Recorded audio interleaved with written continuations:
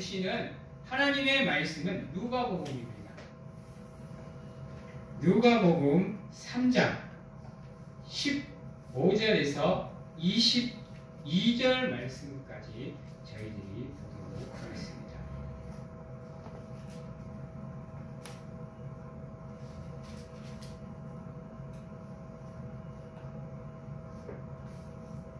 누가복음 3장 15절에서 22절 말씀까지 제가 봉독해 드리도록 하겠습니다. 백성들이 바라고 기다림으로 모든 사람들이 요한을 혹 그리스도이신가 심중에 생각하니 요한이 모든 사람에게 대답하여 이르되 나는 물론 너희에게 세례를 베푸거니와 나보다 능력이 많으신 이가 오시나니 나는 그의 신발끈을 풀기도 감당하지 못하겠노라. 그는 성령과 불로 너희에게 세례를 베푸실 것이요 손에 키를 들고 자기의 타작마당을 정하게 하사 알곡은 모아 곡간에 들이고 쭉정이는 꺼지지 않는 불에 태우시리라. 또 그 밖에 여러 가지로 권하여 백성에게 좋은 소식을 전하였으나 분봉왕 헤롯은 그의 동생의 아내 헤롯디아의 일과 또 자기가 행한 모든 악한 일로 말미암아 요한에게 책망을 받고 그 위에 한 가지 악을 더하여 요한을 옥에 가두니라. 백성이 다 세례를 받을새 예수도 세례를 받으시고 기도하실 때에 하늘이 열리며 성령이 비둘기 같은 형체로 그 위에 강림하시더니 하늘로부터 소리가 나기를 너는 내 사랑하는 아들이라 내가 너를 기뻐하노라 하시니라. 아멘. 이제 2022년이 우리 눈앞에 밝았습니다. 지금까지는 우리 사랑하는 성도님들이 어떻게 지내오셨든지 간에 말끔히 여러분들 내리에서 지우시기 바랍니다. 아마 모든 성도님들이 2022년 1월 1일 모두 다 하나님께 올 한 해는 내가 하나님 어떻게 살아가겠습니다 라고 소원하셨을 겁니다. 그 소원대로 살아가시기 위해서 이제 과거는 잠시 접어두시고 이제 오늘과 미래를 향해서 나아가시기 위해서 노력을 하시기 바랍니다. 하나님만 주구장창 바라보시고 죽도록 하나님만 사모할 수 있도록 또한 그러한 삶을 살고 살아낼 수 있도록 우리 성도님들 노력하시고 그 노력 위에 하나님의 은혜입니다. 제자리에 가만히 머물러 있어도 안 되는 존재고 뒤로 퇴보해도 안 되는 존재입니다. 제자리에 머물러 있으면 똑같은 삶 속에서 살아가게 될 것이고 퇴보하게 되면 지금의 삶보다 더 못한 삶을 살게 될 것이고 그러다 보면 성장도 없을 것이고 성숙도 없을 것이고 나아지는 기적도 없을 겁니다. 우리가 그나마 그래도 성장의 길로 나가고 성숙의 길로 나가고 또 우리의 삶이 우리의 형편이 나아지기를 원한다고 한다면 우리는 앞으로 전진할 수밖에 없다는 겁니다. 그런데 우리가 앞으로 나아가기 위해서 필요한 것들이 참 많죠. 특히 세상에서 살다 보면 우리 삶을 조금 더 나은 삶으로 보내기 위해서는 참 많은 것들이 필요합니다. 그리고 그것들을 위해서 여러분들이 땀을 흘리고 수고하고 헌신하며 노력하는 거죠. 아닌가요? 저만 그런가요? 보다 나은 삶을 살기 위해서 여러분들을 더 헌신하고 수고하는 겁니다. 그래서 지금보다는 더 나은 모습과 삶으로 나아가기 위해서 노력하는 거죠. 그런데 목표는 그렇게 세워놓고 우리가 아무것도 안 하고 있다고 한다면 그것은 그저 허황된 목표일 뿐인 겁니다. 이룰 수 없는 허상이 되는 거고 그저 바라만 봐야 되는 꿈과 헛된 야망이 되는 겁니다. 그나마 그래도 우리에게 희망이 있는 이유는 무엇이냐? 다른데 그런 것이 아니라 그나마 그래도 인간은 성장할 수 있는 존재라는 거죠. 앞으로 나아갈 수 있는 존재라는 겁니다. 그럼에도 불구하고 노력하지 않으면 안 되는 겁니다. 비록 하나님께서 하나님의 형상대로 창조하셔서 인간이 하나님을 닮아갈 수 있는 존재로 만들어 놓으셨지만 우리가 하나님을 닮아갈 수 있는 조건은 뭐냐? 우리가 수고하고 헌신하고 땀을 흘려야 된다는 겁니다. 우리는 그것을 연단이라고 말합니다. 즉 인간의 삶에는 연단, 단련, 훈련, 교육이라는 게 없으면 인간은 성장할 수가 없다는 거죠. 그리고 그 성장의 원동력은 어디에 있느냐? 물론 세상에도 있습니다. 우리의 삶을 성장시킬 수 있는 동력들이. 그러나 보다 근본적인 원동력은 어디에 있느냐? 다른 데 있지 않고 하나님께 있다는 겁니다. 그래서 우리 사랑하는 성도님들께서 부족한 시간들을 쪼개서 하나님 앞에 나오는 이유도 거기에 있죠. 그리고 우리는 그것을 하나님의 축복이라고 부릅니다. 즉 모든 사람은 하나님의 은혜 가운데에서 하나님의 복을 누리기를 원하고 있고 또 그러한 마음으로 살아가고 계신다는 거죠. 그리고 우리가 하나님의 은혜와 축복을 누리기 위해서는 반드시 필요한 게 하나 있습니다. 그게 무엇일까요? 오늘 말씀의 주제에 나와 있는 것처럼 성령 충만이라는 겁니다. 즉 복을 받는 것은 인간의 힘이 아니라 하나님의 영역에 있다라는 거죠.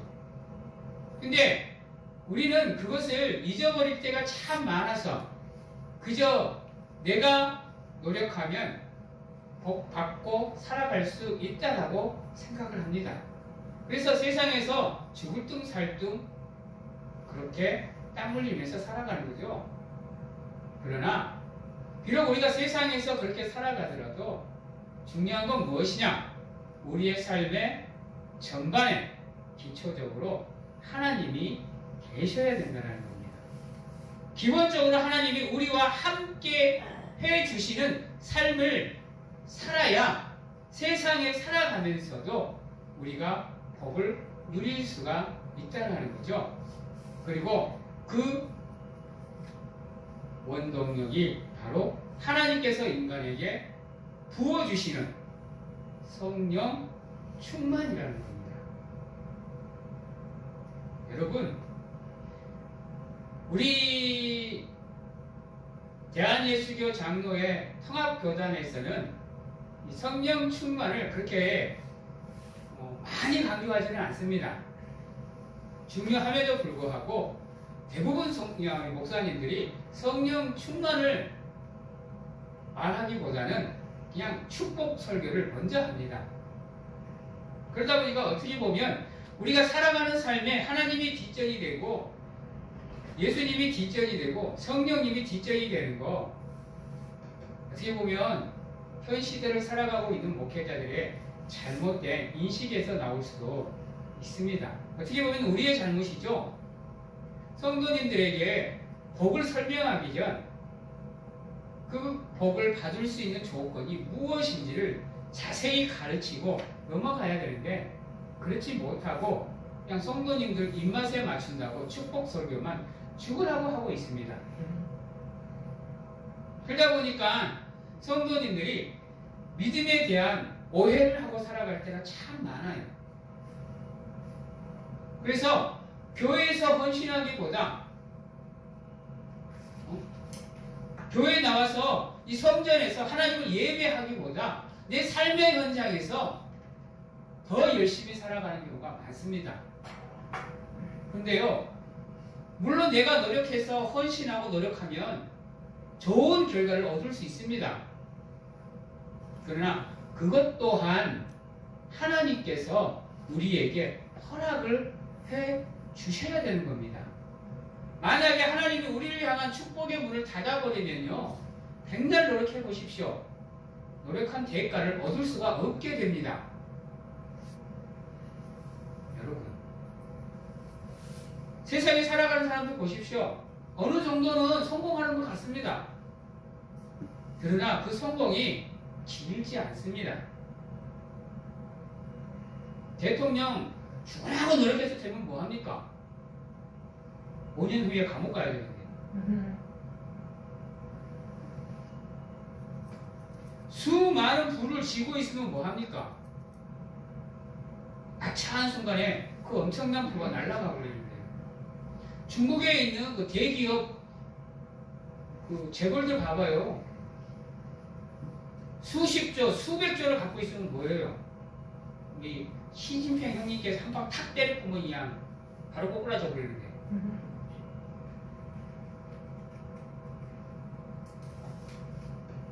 여러분, 우리의 복은 세상에 있지 않아요. 물론 첫째 날부터 여섯째 날까지 최선을 다해서 우리에게 주어진 삶을 살아야 되죠. 그러나 그러한 삶을 살아가는 가운데서도 우리의 삶의 기본은 무엇이냐? 하나님 앞으로 예배하러 나오는 겁니다. 그래서 하나님께서 제7일을 축복하셔서 안식일로 제정해 주신 거예요. 그 이유는 무엇이냐? 우리가 삶을 살아가는 원동력을 어디에서 얻어야 되느냐? 하나님과 예배하는 가운데 하나님께서 부어주시는 성령으로 그 힘을 우리가 매 순간순간 공급을 받아야 첫째 날부터 여섯째 날까지 우리가 최선을 다해서 살아가는 가운데 우리의 삶을 영위할 수 있다는 겁니다. 그래서 옛날 고대 시대의 사람들이 날짜를 쉴 때 월화수목금토일이 아니었어요. 여러분 아세요? 고대 시대는 토일 월화수목금이었어요. 여러분 토요일부터 시작이 된다니까요. 토요일부터. 지금 현대 사회에 와서 월화수목금토일이 되는 거죠. 처음 하나님께서 이 세상을 창조하셨을 때는 안식일부터 시작했어요. 그래서 성경에서 기록되는 건 모든 건 안식일 후 첫날, 안식일이 지난 3일 이렇게 말하는 이유가 어디에 있느냐? 모든 근원은 하나님께 있다는 거예요. 우리 삶의 원천이 어디에 있느냐? 이 안식일로부터 하나님을 예배하는 이 시간으로부터 출발을 해야 우리의 삶이 하나님의 은혜 안에 머무는 성령의 충만함을 받는 우리가 될 수 있다는 거예요. 그래서 우리 사랑하는 성도님들의 삶의 모든 포커스가 어디에 맞추어져야 되느냐? 이 안식일에 맞추어지셔야 돼요. 물론 예수 그리스도가 이 땅에 오시고 죽고 부활하심으로 우리의 안식일이 주일로 바뀌었기 때문에 이 주일이 우리의 삶에 무엇이 되어야 된다? 출발이 되어야 된다는 거예요. 시작이 되어야 된다는 거예요. 그래서 힘들고 어려운 가운데에서도 끊임없이 우리가 이 주일을 사모해야 되는 이유가 거기에 있습니다. 왜요? 축복의 근원이고 축복의 통로이기 때문에요. 그래서 우리가 이 예배 자리에 나와서 하나님을 예배하는 가운데 그분이 우리에게 부어주시는 성령을 사모하는 가운데 예배를 드려야 돼요. 우리가 예배 드리는 이유가 다른 데 있는 게 아니에요. 여러분, 성령을 충만히 받기 위해서 나오셔야 된다니까요. 그게 우리 인간의 근본된 축복이에요. 그게 없으면 얻는 성공이나 복이 오래가지는 못해요. 여러분, 온전하지가 않는다니까요. 온전해질 수가 없어요. 왜요? 이 세상에서 온전한 건 이 세상에 단 하나도 없기 때문이에요. 이 세상을 같은 것을 우리가 누린다고 해서 온전해지지가 않는다니까요. 온전해지는 건 이 세상에 있는 것이 아니라 어디에 있는 거예요? 하나님께 있는 거예요. 그래서 우리가 하나님의 은혜 안에 머무는 삶을 살고 그분을 통해서 우리의 삶을 시작하면 우리의 삶이 온전한 자리로 나아갈 수 있게 된다니까요. 그거 외에 우리가 하나님을 온전히 닮아가는 내 삶의 삶을 살아갈 수 있는 방법은 없습니다. 그래서 여러분은 끊임없이 하나님을 예배하는 자리를 사모하셔야 되고 이 자리에서 하나님께서 우리에게 부어주시는 그 성령의 충만함을 끝까지 사모하셔야 돼요. 그리고 성령을 받으셔야 됩니다. 그게 없으면 하나님의 복은 우리에게 주어지지 않습니다, 여러분. 세상에서 살면서 우리가 얻는 거 일시적인 거라니까요. 불완전하는 거예요. 대통령이라고 한번 보십시오. 재벌이라고 한번 보시고 천재라고 불리워지는 사람들을 한번 보십시오. 오히려 신앙인들보다 더 많이 자살합니다. 그나마 그러다 신앙인들은 무너지면 들고 일어서기라도 하죠. 세상 사람들은 무너지면 그걸로 끝나버립니다.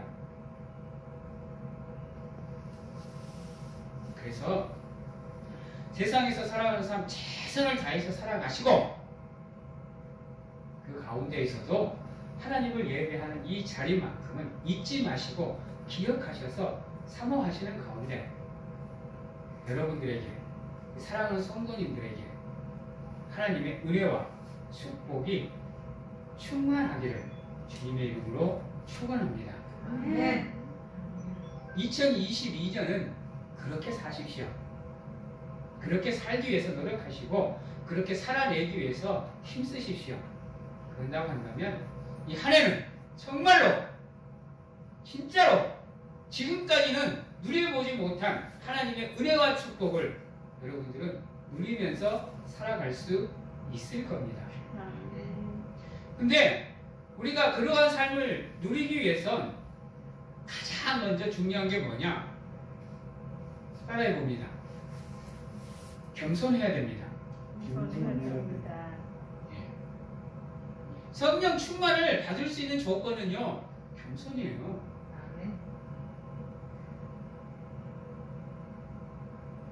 다른 데 있지 않습니다. 오늘 말씀 15절을 보면 백성들이 바라고 기다림으로 이것은 메시아를 기다리고 있다는 얘기예요. 백성들이 로마의 압제 안에서 너무 힘들고 어려우니까 자신들을 로마의 압제에서 해방시켜줄 메시아를 바라고 기다리고 있다는 거예요. 근데 모든 사람들이 보기에 요한이 능력이 있어 보이니까 그에게 혹시나 요한이 그리스도인가? 혹시 요한이 메시아인가? 라고 생각을 하게 돼요. 그러니까 그러한 그들의 생각을 알고 요한이 뭐라고 얘기하느냐? 16절입니다. 요한이 모든 사람에게 대답하여 이르되 나는 물론 너희에게 세례를 베풀거니와 나보다 능력이 많으신 이가 오시나니 나는 그의 신발끈을 풀기도 감당하지 못하겠노라 라고 얘기합니다. 이 모습이 이 고백이 여러분들에게 있어야 여러분들이 어떤 것을 볼 수 있느냐? 바로 22절에 나와 있는 이 기적을 여러분들이 볼 수 있고 느낄 수 있게 된다는 겁니다. 22절에 보면 성령이 비둘기 같은 형체로 그 위에 강림하시더니 하늘로부터 소리가 나기를 그럽니다.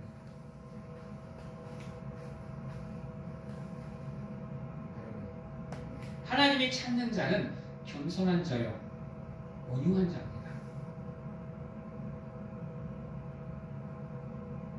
인간은요 누가 축혀 세워지게 되거나 인간은 누가 우러러보게 되면요 교만해질 수밖에 없는 존재예요. 어깨가 으쓱해지죠. 칭찬하게 되면 그게 인간의 본연이에요. 요한도 마찬가지일 거예요. 수많은 사람들이 거의 메시아격으로 우러러봐주고 존경한다고 한다면 요한도 교만해질 수 있어요. 여러분 근데 요한은 그렇지 않다라는 거예요. 오늘 신앙의 고백에 나와 있잖아요. 16절의 고백처럼 내가 메시아가 아닐 뿐더러 그의 신발끈조차도 나는 감당이 안 된다라고 그러잖아요.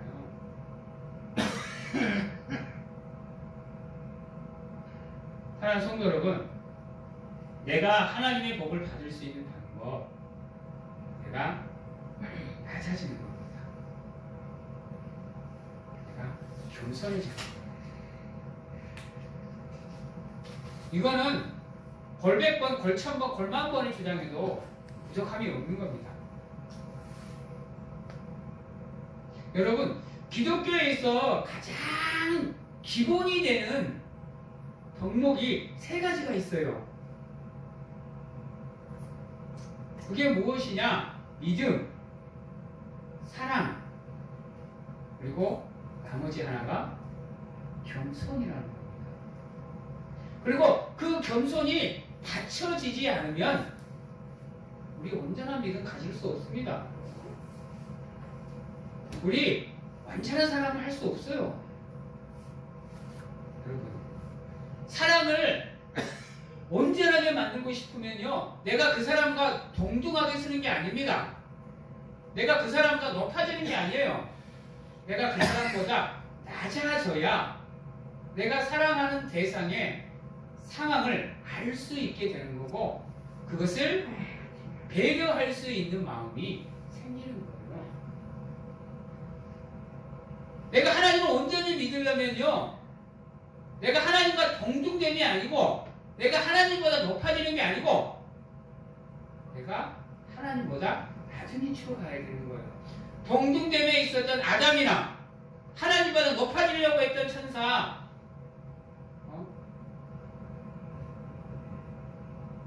여러분,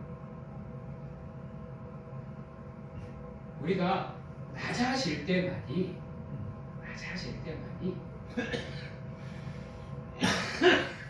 온전히 우리가 믿음을 가질 수가 있습니다. 기억하셔서 늘 남에게 섬김을 받고 싶은 마음보다 남을 섬기려고 하는 입장으로 내려가셔서 하나님의 은혜 안에서 아름답게 교제하시는 가운데 하나님이 기뻐하시는 성도로서의 삶을 살아가시고 살아내시기 바랍니다. 그렇다고 한다면 여러분들은 여러분들의 그 모습 위에, 그 믿음 위에 하나님께서 성령의 충만함을 주실 겁니다. 그러면 여러분들은 하나님의 복을 마음껏 살아가실 수 있습니다. 또 2022년 한 해가 행복하실 수 있어요. 그래서 끊임없이 여러분 자신들을 점검하시는 가운데 혹여나 내가 나도 모르는 사이에 하나님과 동등됨을 취하거나 하나님과 더 높아지려고 하지는 않는지 점검하셔서 낮고 낮은 자리로 내려오셔서 여러분 자신들을 비워주시고 여러분들의 마음의 성전으로 하나님을 모시기 바랍니다. 더 열심히 하나님을 예배하는 자리를 사모하시는 가운데 여러분들의 앞에 놓여져 있는 믿음의 경주에서는 하나님의 복이 마음껏 쏟아지는 꽃길만을 걸어가실 수 있는 믿음의 성도님들이 되시기를 바랍니다.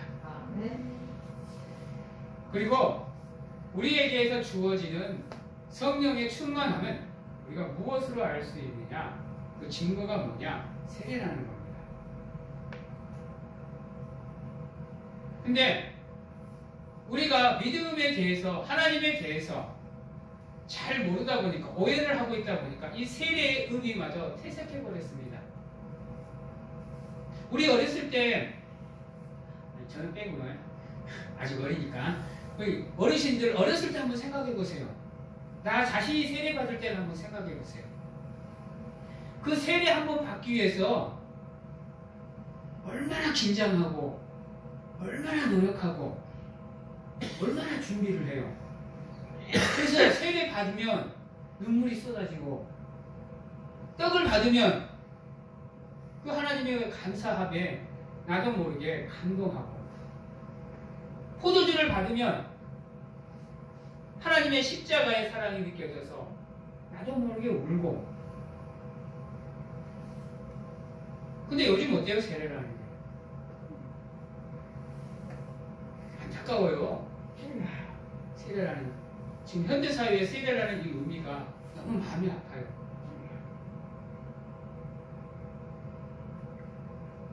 이 시대에는 세례를 받냐 안 받냐, 이게 여러분 정말로 중요했어요. 그러니까 예수님도 세례를 받으러 나오시잖아요. 세례는 겸손의 상징이에요, 여러분. 왠지 아세요? 내가 죽어야 되니까. 하나님 앞에 내가 죽어야 되는 행위가 세례니까요. 예수님께서 요한에게 세례를 받으러 나왔다라는 건 바로 예수님의 겸손한 모습을 우리에게 보여주는 겁니다, 여러분.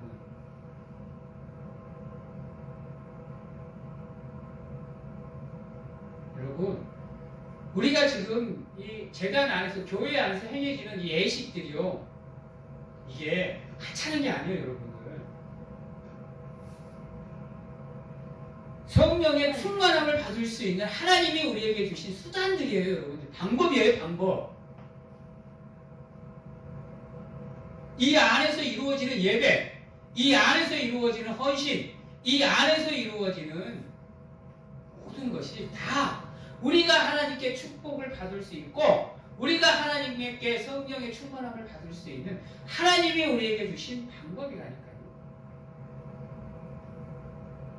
이것을 하찮게 여기시면 안 됩니다. 아까 지금 뭐 대충 준비하고 세례 받지, 이게 아니라는 거니까요.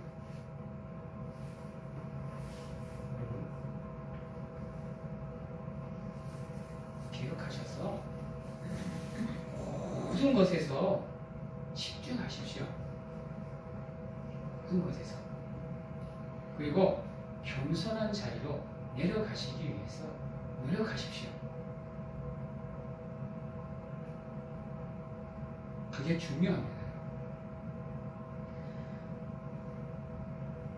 그리고 마지막으로 간단하게 살펴볼 게 뭐냐면요, 18절입니다. 여러분이 성령을 받았다라는 증거가 무엇이 되느냐? 또 그 밖에 여러 가지로 권하여 백성에게 좋은 소식을 전하였다라고 얘기합니다. 성령을 충만하게 받은 사람, 온전한 믿음을 가지는 사람은 복음의 좋은 소식을, 복된 소식을 전하는 사람들입니다. 아니, 전할 수밖에 없죠. 내가 온전히 하나님의 은혜와 축복을 누리고 있는데 그거를 내 주변에 내 사랑하는 사람들한테 전할 수밖에 없죠. 적어도 내가 내 가족을 사랑하는 사람이라면, 적어도 내가 내 친구를 사랑하고 내가 내 이웃을 사랑한다고 한다면 이 좋은 소식을 자기만 가지고 있을 수가 없겠죠. 안전할 수가 없겠죠. 생각을 해보셔야 됩니다. 그러기 위해서는 여러분들이 겸손하게 모든 사람들을 다 섬기셔야 돼요. 세상 사람들과는 구별되어진 모습을 가지셔야 된다니까요.